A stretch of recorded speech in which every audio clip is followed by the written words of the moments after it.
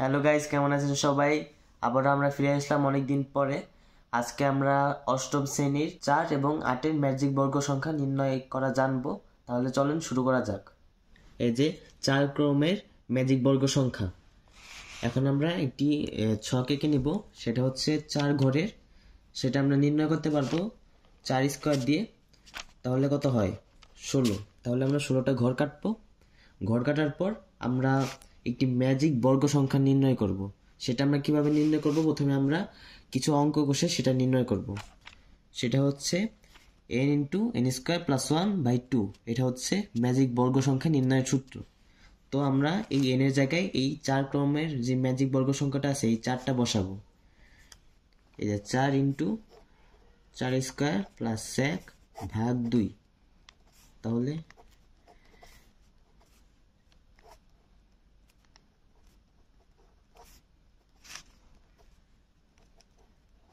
তাহলে আসে 34। এখন এই ম্যাজিক বর্গ সংখ্যাটা হচ্ছে আমাদের এই ছক বরাবর যোগ করলেও 34 আসবে, কর্ণ বরাবর যোগ করলেও 34 আসবে, আবার সোজাসুজিভাবে যোগ করলেও 34 আসবে। এমন কিছু সংখ্যা এই ছকে বসাতে হবে সাজায়ে। এখন আমাদের দেখতে হবে যে আমরা যেই ক্ষেত্রটা এঁকেছি তার কর্ণ বরাবর, এই কর্ণ বরাবর আমরা দাগ দিয়ে নেব। এবং দাগ দেওয়ার সময় মনে রাখতে হবে যে আমরা যেন পেন্সিল দিয়ে দাগ দিই, যেন পরবর্তীতে আমরা সেটা মুছে ফেলতে পারি। এখন এই চিত্রটা এঁকে নেওয়ার পর আমরা কর্ণর দিকে তাকাবো। যেসব ঘরে কর্ণ পড়েছে সেসব ঘরে আমরা লিখব না। এখন আমরা 1 থেকে 16 পর্যন্ত পর্যায়ক্রমিকভাবে লিখে যাব, কিন্তু যেসব ঘরে এই কর্ণ আছে সেসব ঘরে আমরা লিখব না। এখন এইসব ঘরকেও আমাদের ধরতে হবে। তো প্রথম ঘর হচ্ছে 1। মনে রাখতে হবে যে আমরা যখন লিখব তখন প্রথমে এভাবে পর্যায়ক্রমিকভাবে লিখব, মানে উপর থেকে শুরু করব। তাহলে প্রথম ঘর আছে 1, এখানে কর্ণের দাগ আছে তাই এটাই লিখব না। এটা 1, এটা 2, তারপর 3, এটা হচ্ছে 4, তারপর এটা 5, এটা দাগ আছে, এটাও দাগ আছে, তাহলে 5, 6, 7, এটা হবে 8, এটা 9, 10, 11, 12, এটাই দাগ আছে, এটা হচ্ছে 13, এটা 14, এটা 15 এবং এটা 16, এটাই দাগ আছে, এটাই লিখব না। এই প্রসেসটা কমপ্লিট হওয়ার পর আমরা এই দাগগুলো মুছে নিব। এখন মুছে নেওয়ার পর আমরা আবার রিভার্স করে সবগুলো সংখ্যা লেখা শুরু করব, মানে 1 থেকে 16 পর্যন্ত আমরা এই কোনাকুনিভাবে লেখা শুরু করব, নিচ থেকে উপরভাবে। তো আবার এখানে 1 লিখবো, যেখানে সংখ্যা আছে সেখানে লিখব না। 1, 2, 3, এটা হচ্ছে 4, 5, 6, এটা 7, এটা 8, এটা 9, এটা হবে 10, এটা 11, এটা 12, এটা হচ্ছে 13, 14, 15, এটা হবে 16। এখন আমরা যদি এই সোজাসুজি যোগ করি তাহলে আমরা 34 পাবো। আবার যদি আমরা কর্ণভাবে যোগ করি তাহলে আমরা 34 পাবো। আবার উপর থেকে নিচ, নিচ থেকে উপরে যোগ করলেও আমরা 34 পাবো।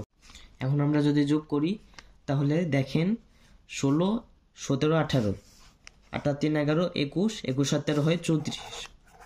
তাহলে এভাবে যোগ করলেও হয় 34, 34, 34। এখন যদি আমরা কর্ণভাবে যোগ করি তাহলে আমাদের হয় 34। আবার যদি এইভাবে সোজাসুজি যোগ করি তাহলেও 34, 34, 34 আর 34 হবে। তাহলে আমাদের ম্যাজিক বর্গ সংখ্যা নির্ণয় করা হয়ে গেছে এবং ম্যাজিক বর্গ গঠন করাও হয়ে গেছে। এবার আমরা দেখব 8 ক্রমের ম্যাজিক বর্গ সংখ্যা। তো 8 ক্রমের ম্যাজিক বর্গ সংখ্যা নির্ণয় করতে হলে আমাদের আগে সূত্রটা প্রয়োগ করতে হবে। সেটা হচ্ছে 8 × 8² + 1/2। তাহলে 4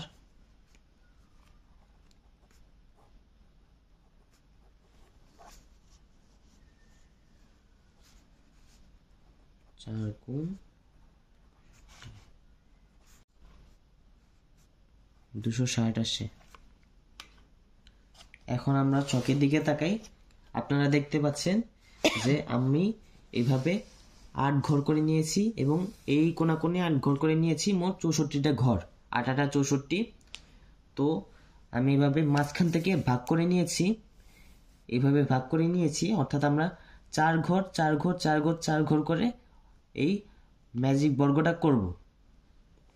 এখন আমরা আগের নিয়মটা ফলো করব। আমরা এই কোনাকুনি ভাবে দাগ দিয়ে দিব, অবশ্যই পেন্সিল দিয়ে দাগ দিয়ে নিব।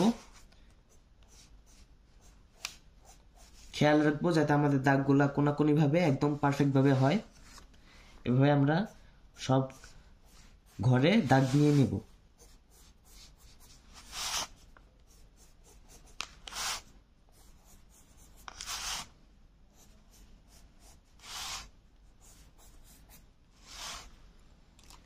এখন আমরা সেই আগের প্রসেসটা ফলো করব, অর্থাৎ 1 থেকে 64 পর্যন্ত আমাদের সংখ্যাগুলো লিখে যাব।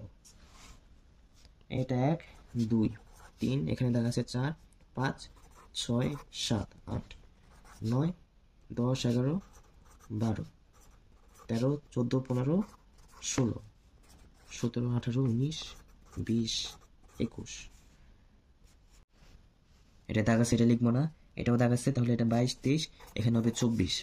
এখানে দাগ আছে, এটা হচ্ছে 25, এটা 26, এটা 27 28 29, এটা 30 31, এটা 32, এটা 33, এটা 34 হবে, এটা 35, এটা 36 37 38 39 40 41 42 43 44 45 46 47 48 49 50 51 52 53 54 55 56 57 58 59 60 61 62 63 আর 64।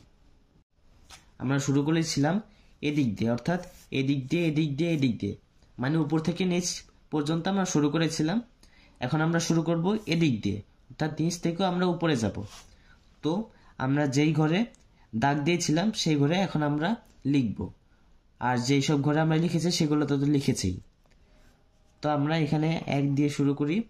1 2 3 4 5 6 7 8 9 10 11 12 13 14 15 16 17 18 19 20 21 22 23 24 25 26 27 28 29 30 31 32 33 34 35 36 37 38 39 40 41 42 43 44 45 46 47 48 49 50 51 52 53 54 55 56 57 58 59 60 61 62 63 আর 64।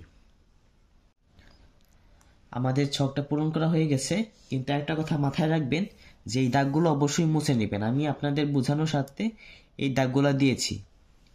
তো এখন আমরা যদি এই সোজাসুজিভাবে যোগ করি তাহলে আমরা কিন্তু 260 পাবো, আমাদের ম্যাজিক বর্গ সংখ্যা।